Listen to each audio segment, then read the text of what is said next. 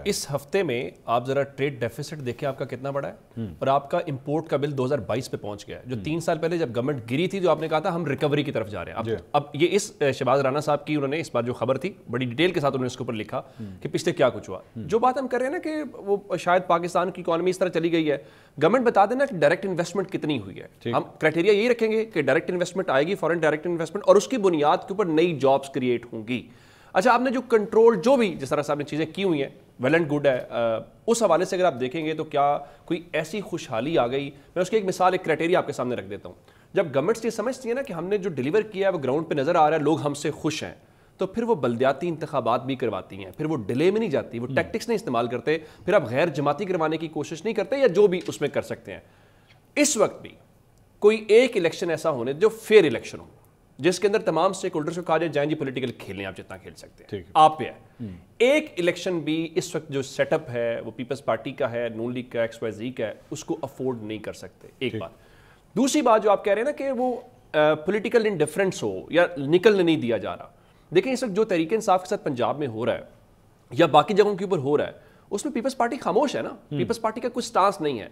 जरा एक लम्हे के लिए देखें कि पीपल्स पार्टी अगर लाहौर में कोई मूवमेंट हो रही हो या वो जलसा करना चाहें या तहरीक चलाना चाहें और पीपल्स पार्टी की एक स्टेटमेंट पंजाब गवर्नमेंट से मुतल्लिक आ गई या पंजाब से मुतल्लिक आ गई, तो किस तरह से सिनेरियो चेंज होगा। या जो कल इंपॉर्टेंट एक सिर्फ मजाक आया था ना, कल का सिर्फ कल जो मौलाना साहब की बात हुई है, जो अचकज़ई साहब गए थे, वहां पे एक ऑप्शन ये भी दी गई है कि हम आपके साथ हैं, अगर आप कोई स्ट्रीट मूवमेंट पे जाना चाहते हैं, हमारे पास नंबर तो पूरा नहीं, हम यही कर सकते हैं, एहतजाज करें, हम आपके साथ हैं। एक लम्हे के लिए फर्ज करें कि अगर एक तरीके तहफ़्फ़ुज़ पाकिस्तान के प्लेटफॉर्म से हो या किसी और प्लेटफॉर्म से कि वो एक स्ट्रीट मूवमेंट की तरफ जाते हैं, कहते हैं जी हम अपनी ताकत दिखाएंगे सड़कों के ऊपर, मौलाना साहब इनके साथ हों, तो क्या वही सलूक हो जगह पीटीआई के साथ अब होता है? आप नहीं कर पाएंगे, तो पीटीआई को उसमें स्पेस मिलेगी, लोग निकलेंगे, तो मोमेंटम इसी तरह से बिल्ड होगा।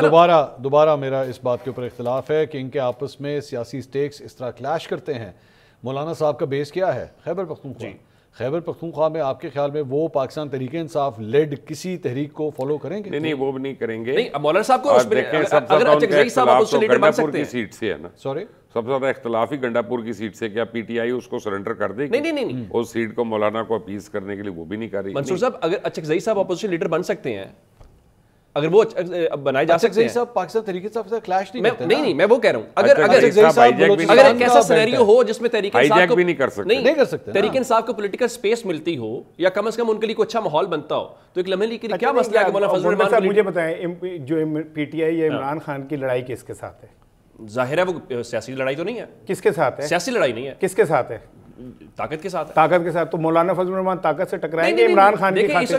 कभी भी नहीं टकराएंगे। इसके अलावा एक और चीज आप उठा के देखिए ना, आप एक मिनट के लिए जो अलायंस बना हुआ है, जो भी इस वक्त ये तहरीक तहफ़्फ़ुज़ आईन पाकिस्तान का अलायंस बना हुआ है, इनके आपस में कोई क्लैश नहीं है। हाँ, सारे अपने अपने एरियाज में खेल रहे हैं, इनका क्लैश ही नहीं है।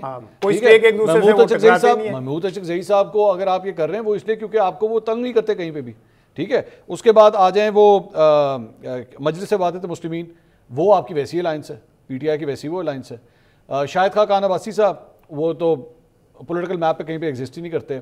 उसके बाद आगे वो क्या नाम है उनका, मुस्तफा नवाज खोखर साहब, वो भी आपको जारी बात है कोई तकलीफ नहीं देते।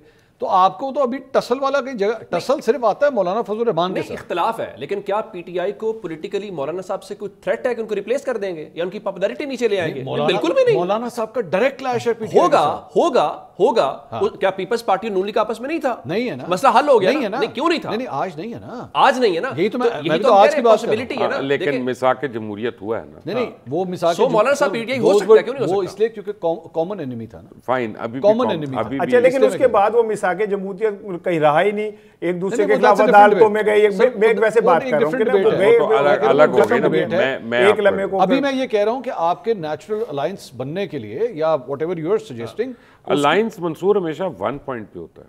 मैं एग्रीड, वो 5 पॉइंट्स पे नहीं होगा। एग्रीड, लेकिन उसकी एक पॉलिटिकल कॉस्ट होती है ना, आपको देनी पड़ती है। वो है वो आपको नहीं, मौलाना फजलुर रहमान मौलाना साहब क्या मौलाना साहब इमरान खान के साथ या पीटीआई के साथ हाथ मिला के पॉलिटिकल कॉस्ट दे ही नहीं सकते। हमारा बेसिक आर्गुमेंट ये नहीं है। वो 1 पॉइंट एजेंडा क्या है? कोई तहरीक इंसाफ मौलाना साहब को ये तो नहीं कर रहा इमरान खान की रिहाई के ऊपर आपने आना है। जाहिर है जिस स्पेस की हम बात कर रहे हैं, क्या पूरा पॉलिटिकल सिस्टम जो है वो कोलैप्स करता दिखाई दे रहा है। ये पहले अटेम्प्ट हुई ना, ये सारा कुछ मौलाना साहब के साथ कोई पहली मुलाकात तो नहीं हो रही है, इससे पहले कितनी दफा हो चुकी है, नहीं मटेरियलाइज किया वो नहीं करा। और मौलाना साहब एक ऐसी एंटिटी है جس کے بارے میں پورا سسٹم یہ جانتا ہے کہ اگر یہ کوئی بہت زیادہ گئے بھی تو پھر ان کو نہیں، اس میں تحریک انصاف دیا جائے گا. اس میں تحریک انصاف کے خاص کر جس طرح گنڈا پورسا والا مسئلہ تھا نا